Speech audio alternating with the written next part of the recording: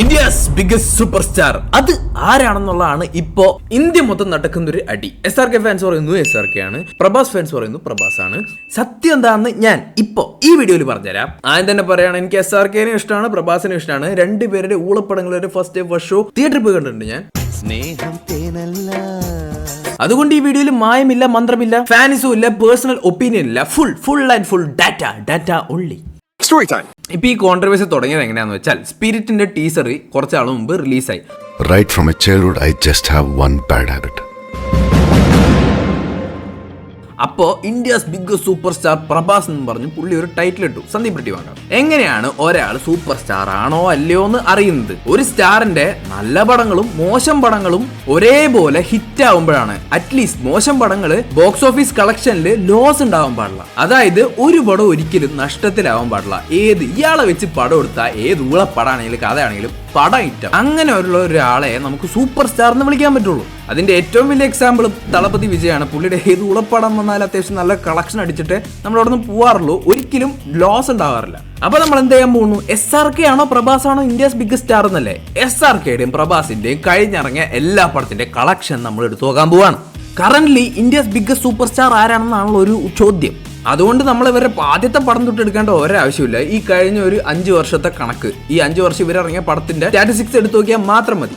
പിന്നെ ഒരു ട്വിസ്റ്റ് ഉണ്ട്, ഇന്ത്യസ് ബിഗ്ഗസ്റ്റ് സൂപ്പർ സ്റ്റാർ എന്നാണല്ലോ. അതുകൊണ്ട് നമ്മൾ ഇന്ത്യയിലത്തെ കളക്ഷൻ മാത്രമേ എടുക്കുള്ളൂ. GCC ഓവർ സൈസ് സംഭവങ്ങളൊന്നും നമ്മൾ എടുക്കില്ല. മനസ്സിലാകാത്തവർക്ക് വേണ്ടി പറയാം, അതായത് വേറെ രാജ്യത്തു നിന്നുള്ള കളക്ഷനോ അവിടെ പടം ഓടിയിട്ടുള്ള കിട്ടിയ കളക്ഷനോ കാര്യങ്ങളൊന്നും നമ്മൾ എടുക്കില്ല. പക്ഷേ വർമ്മ സാർ ഒരു ചെറിയ പ്രശ്നമുണ്ട്. കാരണം പ്രഭാസിന് കോവിഡിന് ശേഷം പുള്ളി 4 പടത്തിൽ അഭിനയിച്ചു നായകനായിട്ട്. ഒരു വലിയ ബ്രേക്ക് എടുത്തിട്ട് കോവിഡിന് ശേഷം 2022 ഷാരൂഖ് ഖാൻ മൂവീസ് ചെയ്യാൻ തുടങ്ങിയത്, നമുക്കറിയാലോ. പിന്നെ പുള്ളി 6 പടങ്ങളാണ് ചെയ്തിട്ടുള്ളത്. പക്ഷെ 2022 ഇറങ്ങിയ 3 പടങ്ങളിലും ക്യാമിയോ വരുന്നു പുള്ളി. അത് നമുക്ക് കണക്കിലെടുക്കാൻ പറ്റില്ല. ഇറങ്ങിയ പടങ്ങളാണ് റോക്കട്രി, ലാൽ സിംഗ് ചദ്ദ, ബ്രഹ്മാസ്ത്ര. ഇതൊക്കെ മൾട്ടി സ്റ്റാർ പടങ്ങൾ കൂടെയായിരുന്നു. ഇത്തിക്കരപ്പക്കി പോലത്തെ ക്യാമിയോ ഒന്നും ആയിരുന്നില്ല.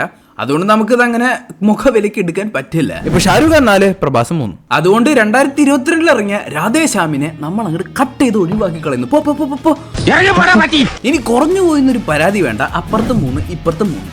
2023 തൊട്ടാണ് ഇവർ ആക്റ്റീവ് ആയതെന്ന് നമുക്ക് വേണമെങ്കിൽ പറയാം. കാരണം back to back Shahrukh Khan ആയിക്കോട്ടെ പ്രഭാസ് ആയിക്കോട്ടെ, രണ്ടുപേരും കട്ടക്ക് ബാക്ക് ടു ബാക്ക് പടങ്ങൾ ചെയ്തുകൊണ്ടേ ഇരിക്കുകയായിരുന്നു. പിന്നെ സീറോന്റെ വലിയൊരു തകർച്ചയ്ക്ക് ശേഷം ഒളിവി പോയി എന്ന് വേണമെങ്കിൽ പറയാൻ പറ്റുന്ന രീതിയിൽ ഒരു ബ്രേക്ക് എടുത്ത SRK പിന്നെ 2018, 19, 20, 21, 22, 23 പുള്ളിയുടെ പടങ്ങൾ ഇറങ്ങുന്നത്. 3 പടങ്ങൾ ഇറങ്ങിയിട്ടുള്ളൂ. 3 പടവും ഹീറോ ആയിട്ടാണ്. 3 പടം ഇറങ്ങിയത് അതേ വർഷം തന്നെ, 2023 തന്നെ. അപ്പൊ നമുക്ക് ആദ്യത്തെ കളക്ഷൻ എടുത്തു നോക്കാം. നമ്മുടെ പ്രഭാസിന്റെ 2023 തുടങ്ങിയത് അത്ര നല്ലൊരു രീതിയിലല്ല.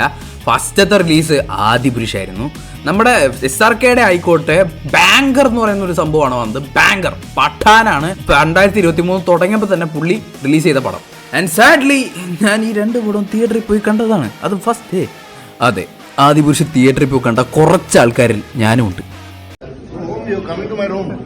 അപ്പൊ നമുക്ക് കളക്ഷന്റെ പരിപാടി തുടങ്ങാം. അതായത് ഈ പറയാൻ പോകുന്ന കളക്ഷൻസ് ഒരു സൈറ്റിൽ നിന്നോ ഒരു സോഴ്സിൽ നിന്നോ മാത്രമല്ല, ഗൂഗിളിലും റെഡിറ്റിലും ട്വിറ്ററിലും സാക്കിനിൽ, ബോളിവുഡ് റിവ്യൂസ്, അങ്ങനെ കുറെ വെബ്സൈറ്റിൽ നിന്നും കൂടെ കളക്ട് ചെയ്ത കളക്ഷൻസ് ആണ് ഞാനിവിടെ പറയാൻ പോകുന്നത്. ശുദ്ധമാണ്, വിശ്വസിക്കുക. ആദിപുരുഷന് ഇന്ത്യയിൽ നിന്ന് കിട്ടിയിട്ടുള്ള കളക്ഷൻ എത്രയാന്ന് പറഞ്ഞാൽ 288 കോടിയാണ്. പക്ഷെ ഒരു പടം ഹിറ്റ് ആണോ അല്ലയോ എന്ന് അറിയാൻ വേണ്ടി നമ്മുടെ ആ ഒരു ബഡ്ജറ്റിനെ എക്സീഡ് ചെയ്യുന്നതായിരിക്കും കളക്ഷൻ. എല്ലാവർക്കും അറിയാവുന്ന പോലെ 400 കോടിക്ക് മുകളിലാണ് ഇതിന്റെ ഈ അപരാധത്തിന്റെ budget. And totally world wide കളക്ഷനൊക്കെ ചേർത്ത് 393 കോടിയേ കിട്ടിയിട്ടുള്ളൂ. ബാക്കി ലോസ് ആണ്. എത്ര വലിയ ഡിസാസ്റ്റർ റിവ്യൂ വന്നതെന്ന് നമുക്ക് എല്ലാവർക്കും അറിയാം ഈ പടത്തിനെ പറ്റി. എന്നിട്ടും ഇത് മോശം പടാവെന്ന് അറിഞ്ഞിട്ട് തന്നെയാണ് ഞാൻ പോയിട്ട് കണ്ടതും. ഇനി നമുക്ക് പഠാന്റെ കളക്ഷൻ നോക്കാം. പഠാന്റെ ബഡ്ജറ്റ് എന്ന് പറയുന്നത് 250 കോടിയാണ്. 250 കോടി. പക്ഷേ ഈ പടം ഇന്ത്യയിൽ നിന്ന് മാത്രം കളക്ട് ചെയ്ത് 543 കോടിയാണ്. 543 കോടി. അതായത് ഓൾറെഡി ബഡ്ജറ്റിന്റെ ഡബിൾ ഇന്ത്യയിൽ തന്നെ പിടിച്ചു. ആൻഡ് ഇതിന്റെ ഓവറോൾ കളക്ഷൻ എത്രയാന്ന് പറഞ്ഞാൽ 1000 കോടിക്ക് അടുത്തുണ്ട്. അപ്പോൾ പറയേണ്ട ആവശ്യമില്ല. ക്ലിയർലി ഈ റൗണ്ടിലെ വിന്നർ പഠാനാണ്.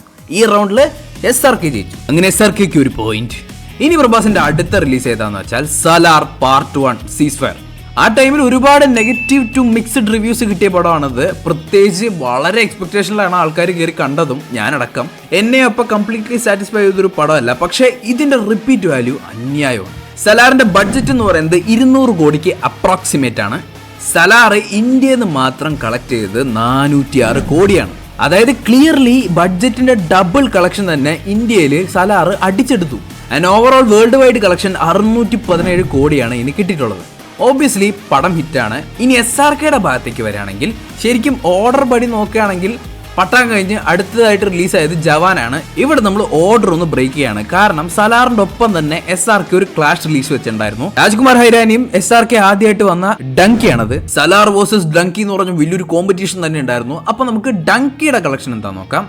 ഡങ്കിയുടെ ബഡ്ജറ്റ് 120 കോടിയാണ്.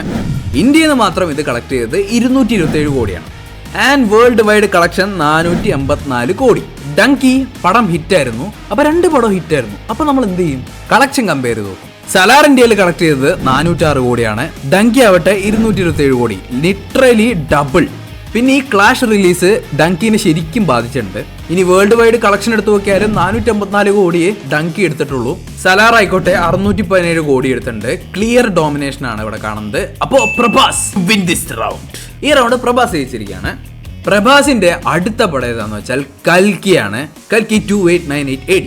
ഇത് നമ്മൾ കമ്പയർ ചെയ്യാൻ പോകുന്നത് SRKയുടെ ജവാൻ ആയിട്ടാണ്. കൽക്കിയുടെ ബഡ്ജറ്റ് എന്ന് പറയുന്നത് 500 കോടി അപ്രോക്സിമേറ്റ് ആണ്. ജവാന്റെ ബഡ്ജറ്റ് ആയിക്കോട്ടെ 300 കോടി അപ്രോക്സിമേറ്റ്. ജവാന്റെ ഇന്ത്യയിലത്തെ കളക്ഷൻ 640 കോടിയാണ്.